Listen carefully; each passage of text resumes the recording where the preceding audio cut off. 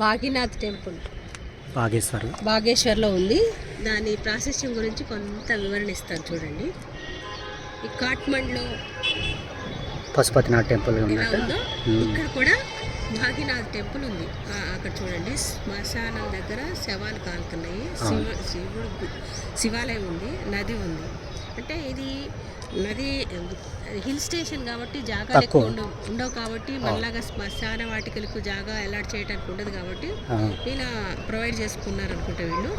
అక్కడే దహన సంస్కారాలని కంప్లీట్ చేసుకొని నదిలో కలిపేసి పక్కన శివాలయం ఉంది, శివుని సందర్శించుకొని పూర్తి కార్యక్రమాలు కంప్లీట్ చేసుకొని వెళ్ళటానికి సౌకర్యంగా ఉండడానికి ఈ హిల్ స్టేషన్లో, అంటే మన ఉత్తరాఖండ్లో ఒక బాగేశ్వర్లో ఇలా ఉంటుందేమో అని మేము అనుకుంటున్నాము.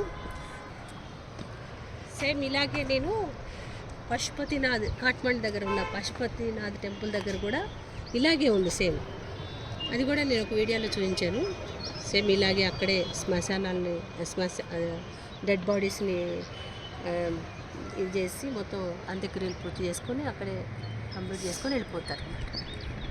ఈ ఉత్తరాఖండ్ యొక్క వాళ్ళ కల్చర్ కావాలా.